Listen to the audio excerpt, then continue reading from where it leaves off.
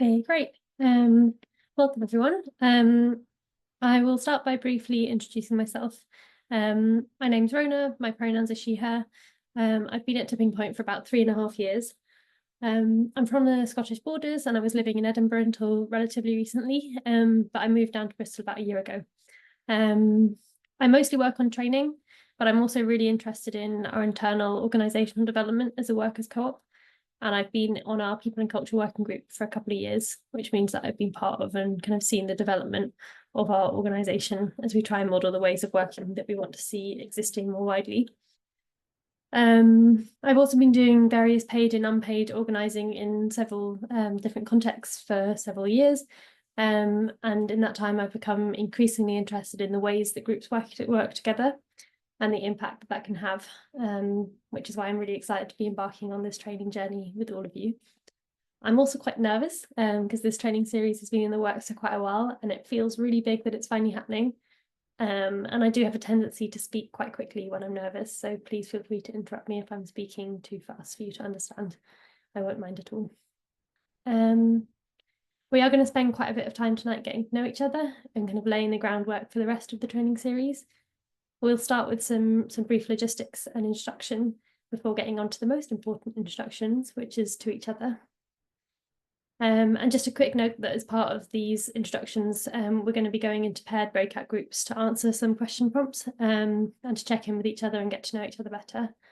I would really encourage everyone to participate in this if you feel that you're able to, but if you don't, then please message Rakesh and he will put you in a separate kind of quiet breakout room. Or I think actually what we might do is pop you back into the waiting room so that you can then rejoin after the breakout rooms are finished. We will then spend about 15 minutes on an introduction to what we mean by group dynamics. So that will be the most kind of presentation-y part of this evening and why it's important. And then we'll finish by going back into breakout groups and applying that theory to our own groups in our own contexts. So we're going to be together for about an hour and a half, finishing at 7:30. We don't have a break factored into that time, but please do feel free to meet your needs however you need to throughout, whether that's kind of stepping away from the screen, nipping to the toilet, turning your camera off, anything like that. Please feel free to do that. Okay, so I'm just going to run through some tech and kind of housekeeping stuff, and then some suggestions for group agreements. So please stay muted when you're not speaking, which I think you've all done it already. It's lovely if you can have your video on. It's nice to see each other's faces, but absolutely not essential if that will help you to engage. You can turn on closed captions by clicking on more, and then I think it's enable closed captions, or it might just be closed captions. We will be recording the presentation, as you will have seen with that voice, but your face won't be visible unless you speak, and we'll kind of edit out any of the interactive parts before we share it with anyone. If you have any concerns with that, then please let us know. When we're in the kind of interactive parts of the session, if you can, it would be great if you could use the raise hand function when you'd like to speak. You can find it in reactions and then raise hand. That just helps us to see the order that people have put their hands up in, make it really visible. But if you can't find it, or if it's not easy for you for whatever reason, then put it in the chat or feel free to put your physical hand up. If you have any tech issues with any of that, any access needs or any concerns, then you can get in touch with Rakesh in the chat and you should be able to do that with a direct message. Okay, so these are some suggestions for group agreements throughout the course of the training series. We shared the Tipping Point organising principles with you in advance and we'll kind of use them for guidance. I think Rakesh is going to put them in the chat as well, but I thought I'd just draw out some ones that feel particularly important. We're not going to spend a lot of time kind of co-developing group agreements, although that is something that we could do. It just didn't feel like the best use of time. But if there's anything that you would like to add to this or anything that doesn't feel right to you, then there'll be space to do that. So firstly, we won't accept discriminatory language or behaviour of any kind, and this includes respecting people's pronouns. And as I said at the start, if you could rename yourself to include your pronouns, that would be really helpful. You can do that with the 3 dots next to your video and then click rename and then add your pronouns in there. Similarly, please respect people's boundaries, especially around confidentiality and when it comes to discussing sensitive topics. So throughout the course of the series, including potentially tonight, we're going to be in breakout rooms and discussing topics that could be sensitive for some people. So just kind of making sure that you're getting permission before you share anything like that. And then when we come back into the main room and when you're out of these sessions, understanding that just because someone shared something in a breakout group doesn't mean they necessarily want it shared with the wider group or outside of the session. Again, when you're in the breakout groups, but also when we're in the main space, just being aware of how much space you're taking up, trying to share airtime. So if you're noticing that you've been sharing a lot and it can be difficult when you're passionate about something, but maybe kind of trying to step back a little bit to give space for others. And similarly, if you feel like you haven't been contributing so much and you would like to, then please feel free to step forward. Practicing active and non-judgmental listening, by which I mean basically listening as you would like to be listened to. And we'll do a little bit of practice in that when we have some breakouts and the first round of breakouts. But just when you're listening to people sharing, really trying to tune in to what they're saying as much as you can, and kind of quieting that voice in your brain, which is thinking about what you're going to say next. Just helps to kind of create an environment where we all feel comfortable sharing. Lastly, and I realise that this won't always be possible, but when it is, making a commitment to attend is really supportive to the kind of space that we would like to foster.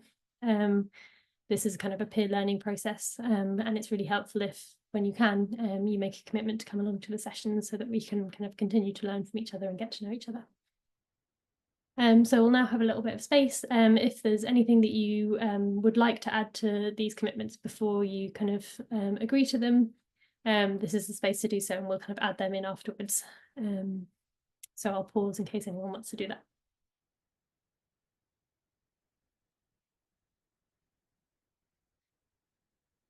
Okay, so hopefully you've seen this list already. We shared it, and you will have seen it when you signed up. But just a quick recap of what we can look forward to over the course of these sessions. And also just to note that the session on the 2nd of December, the Facilitation 101, which is our next session, has been moved backwards a week because it clashed with the Tipping Point Winter Away days. But apart from that, and apart from a slightly longer break over the kind of winter break period, the sessions are broadly kind of every 2 weeks on a Monday evening, always the same time. And some of these sessions will be open to people who want to come to just one session, especially the ones that we've got external facilitators coming in for. But we will always have half an hour at the start, which is only for people participating in the whole training series. And we will use this as an opportunity to kind of check in, recap on the previous sessions, and to learn from each other.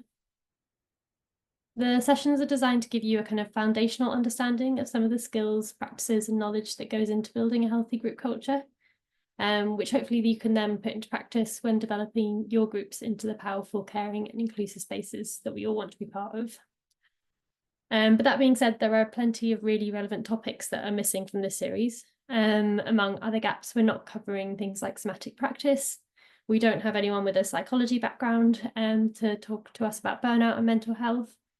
We don't have any kind of specific sessions on anti-oppression, although that will be woven throughout the series. And unfortunately, you're not going to be all fully trained conflict mediators in just 2 sessions on conflict resilience. These and other topics are all just as relevant and important for building healthy groups. But what we've tried to do is prioritise designing a training series that draws on the expertise that we have within our team at Tipping Point, and also that gives you a kind of foundation that you can use to go deeper. And in the resources list that you should all have access to, I've included some organisations who are offering trainings and resources on a bunch of other really relevant topics. And I hope that you'll take the time to dive into those. I also want to emphasise that we're trying to create a kind of culture of peer learning as part of this training series. There will be an element of information sharing, and for some of these sessions, we'll hear from people who are kind of really experts in their field and have a lot of knowledge to share. But ultimately, a lot of this work is really subjective, and it varies hugely according to circumstances and experience. So I'm going to focus on creating a container for learning and for exploration. But I'm also really aware that there are likely to be people in the room with loads of really valuable experience to share around all of these topics. And I would really, really like you to feel free to contribute and to share your own perspectives throughout. So with that in mind, we're going to spend a bit of time getting to know each other and see who is in the room with us. Great. Okay, so we're gonna, as I said, about 15 minutes, depending on how long I waffle for, we'll try and keep it to 15 minutes, looking at some theory around group dynamics, and also why it's important in our organising spaces to think about. So to me, group dynamics is a little bit of a catch-all term to refer to anything related to how we work together in our groups and the culture that we create. And by groups, I mean organising spaces. And I'm thinking specifically of grassroots groups, and even more specifically focusing on grassroots groups who make up the climate and social justice movement in the UK. But I know that there's folks here who maybe feel like they don't fall into that bracket. I think there's plenty of crossover with groups outside the UK and also with things like workplaces, NGOs, housing and workers co-ops, and other change-making spaces. There will obviously be tons of variation, but broadly, when people get together in a group and try and make stuff happen, we see quite similar patterns coming up around group culture and dynamics. And group dynamics mean everything from how you run your meetings and your practices around accessibility to your approach to conflict and practices that you have to minimise the risk of burnout. Collective care, by which I mean looking after each other, basically, is also a really essential part of group dynamics, as is nurturing joy and fun and getting to know each other. There's so much that we could put under this banner, and as I said earlier, we won't cover absolutely everything in this series, but we'll hopefully come out of it with a stronger understanding of what we can do to nurture a healthy dynamic in our groups and organising spaces. I was going to jump over to Mentimeter to see how you all define group dynamics, and it made a lovely word cloud, but just because of time, I'm going to skip that. I did have a little look at it and there was loads of wonderful stuff in there, so I'll share a screenshot of it with you afterwards. There was loads that came up around a kind of interaction and the kind of people side. That was probably my main takeaway, how much of it was around people and the people that make up groups, which I absolutely agree with. Okay, so a response that I'm sure we've all encountered a lot is questioning why we would spend time looking at our group culture when there's so much urgency to act on the topics that our groups focus on. So in the light of things like genocide, climate collapse, and increasing political and community division, why would we waste time with care practices, conflict mediation, collective healing, or getting to know each other better? And when there's so little time and so much to do, how can we waste time with check-ins and social activities and things like that? I would imagine that given you're all given up your Monday evening to attend this training, you see why putting time into developing group culture is crucial to the health of our movements. But it doesn't necessarily make responding to these kind of questions and to the urgency culture in general any easier. My first response to this question is at the level of the individual, and I'm not going to spend too much time on this now because we have plenty of time to look into it at future sessions, including a wonderful session we're going to have on collective healing with Aroa. But just briefly, I'm sure we've all either directly or indirectly experienced the consequences that unhealthy group culture can have on individual well-being. It comes in the form of burnout, trauma, exclusion, and oppressive practices. And I'm also sure that we can all agree that we want to do everything we can to reduce the chances that people experience these harms as a result of engaging in our groups. My second response comes in the form of an onion. Bear with me. It's a graphic which shows an onion which broadly represents how a lot of groups function. So there's different layers ranging from facilitators and organisers at the core to supporters one layer removed and observers on the outer. It's obviously not going to be a perfect representation of every group, but it does usually broadly represent the different people who interact with the group. And there's an exercise you can do where you think about where people are at different layers of your onion. But creating a healthy group means having mechanisms for people to move through these layers so that supporters can become organisers, organisers can become facilitators, and actually most importantly, that there's space for the people at the core of the onion to step back when they need to. And if we neglect group dynamics and group culture, we end up with an unhealthy onion. You might struggle to get enough people at the core of your onion, and your capacity might suffer as a result. Or maybe there's no mechanism for people to step back and pass on responsibility if they need to, and that leads to burnout, conflict, and resentment. So developing a healthy group culture, among other things, leads to a more powerful and stronger onion, which ultimately means that we can get more shit done. We are going to have some more time to delve deeper into onions and kind of movement theory around this in future sessions, but hopefully that gives you a bit of a taste for why it's crucial to put time into this work at that kind of group level. Now onto the movement level, and again we are going to have more time to look at this in a future training, so I'm just going to touch on it briefly for now. I'm sure some of you will have seen this graphic or a similar one before. It's based on the original theory from Bill Moyer's 1987 Movement Action Plan, but it's been the basis for a lot of more recent movement theories looking at kind of cycles of escalation. Basically, it shows how movements and campaigns go through cycles of growth and contraction with various kind of trigger events along the way. So our groups and our movement go through cycles of uprising and peaks, which are usually marked by like high energy, momentum, excitement. And then they're followed by periods of contraction, which when they're in their negative state can be associated with things like burnout, feelings of despair and hopelessness, and maybe people leaving the movement or the group. I'm sure you've all been in campaigns or movements where you've experienced a really high level of energy and enthusiasm followed by a big dip. And some people might burn out or leave the campaign.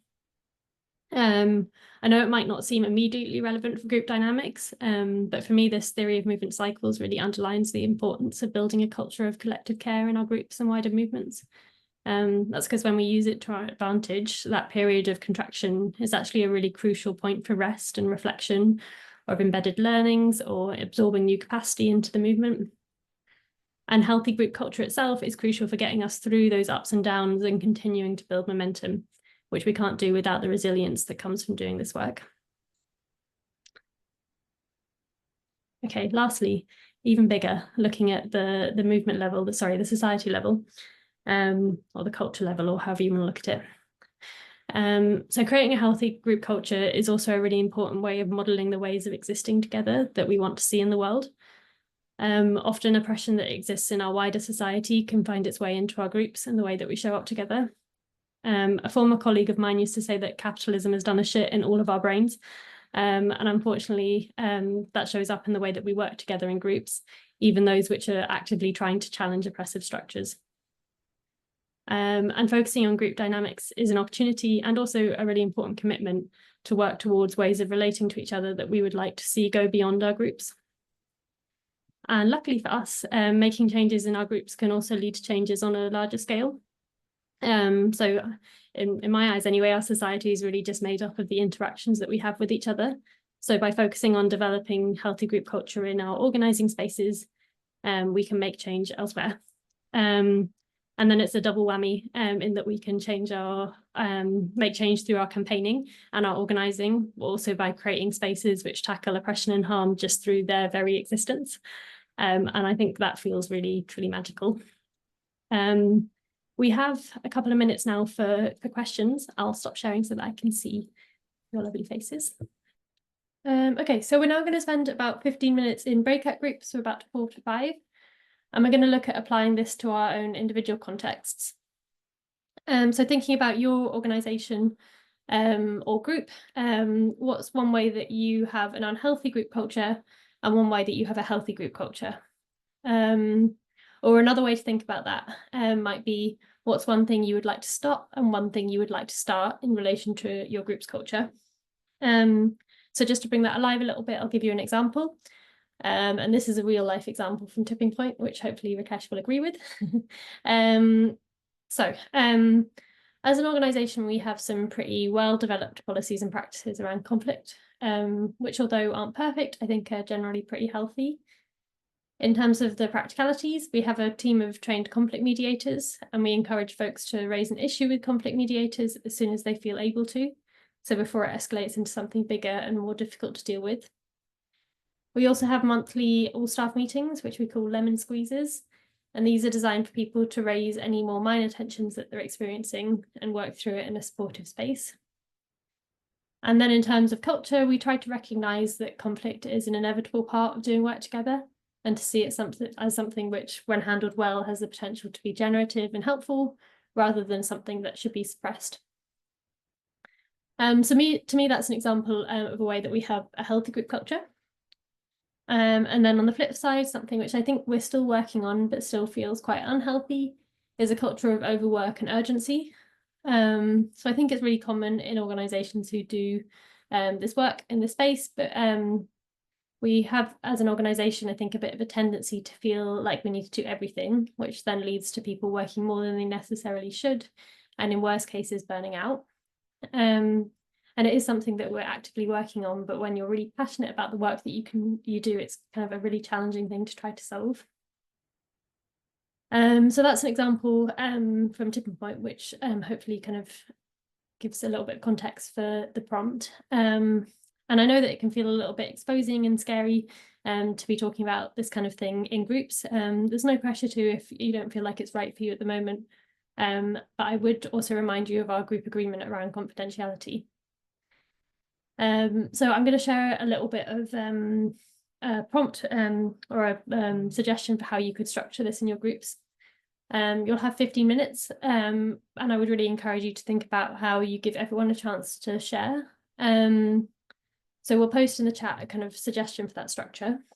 So you could start with a go round where everyone has 2 minutes to share, and make sure you kind of set a timer for 2 minutes and have someone who's going to let the group know when those 2 minutes have passed. And then once everyone has gone, you could have a more open conversation about the question and any crossovers that you noticed in your go round. But again, in that space, being aware of how much space you're taking up and trying to allow everyone a chance to share if they would like to. This is very much just a suggestion, so feel free to structure your conversation differently if that feels better for you. But as I said, just be kind of aware of giving everyone the time and space to talk. Okay, so just briefly before we finish up, as I said at the start, our next session will be Facilitation 101 on the 2nd of December. And I'm aware that there are probably lots of people in this space and in this group who have loads of experience with facilitation. It's one of those really kind of core organising skills that can really make or break a group and a group culture. If that's you, I would still really encourage you to attend. I think given the kind of peer learning aspect of this training series, it's great if you could come and kind of share your experiences with others. And there will be plenty of time to kind of reflect and to practice, regardless of what your kind of skill and experience level is. So that's our next session. Before next time, if you want to check out the resources list, which we've shared and we will share in the follow-up email, please feel free to do that. After you leave the Zoom today, so when you kind of click leave Zoom room, a feedback survey will pop up. And we would really love it if you could fill that out. I know that they can be a bit boring. It will only take you a minute or two. And it's really, really helpful to kind of inform future sessions, but also for things like funding, if we can gather the feedback from these kind of things. So I'd really love it if you could take the time to do that. Also, if you have any more detailed feedback, then please feel free to email me and let me know whether that's kind of positive or constructive. I'm really open to hearing it, and it will really help me to kind of shape the rest of the training series. It's also a really good thing to get into practice doing. Feedback is one of those kind of core skills that we'll talk a lot about over the course of the training series, especially in the conflict resilience part. But yeah, I'm really open to feedback and I would really love to hear it. So even if it feels a bit daunting, then please take the opportunity to practice that kind of feedback muscle. Between each session, as I think I maybe mentioned, we'll have a kind of optional activity that you can do very loosely that we'll then kind of talk about next time. So the one for this time is just to reflect on the question, which you could do by yourself or with someone else in the group. So what's getting in the way of your group having a more healthy and powerful culture? So I think someone mentioned in the after the breakout groups that they were kind of really looking for those like practical steps that they could take. So this is like the first step of basically working out what those practical steps could look like.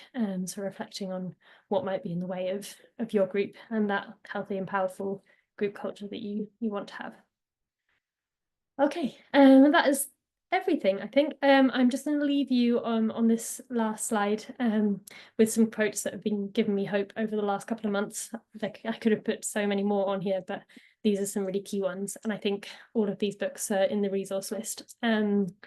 So the call is over now and I will hang around for a few minutes, but if you want to stay to read any of these, and I'll also obviously share the slides afterwards so you can return to them. But I would end on a little bit of hope. Okay, great. I'll stop the recording now. Feel free to unmute and say bye before you leave, but really lovely sharing space with you all this evening.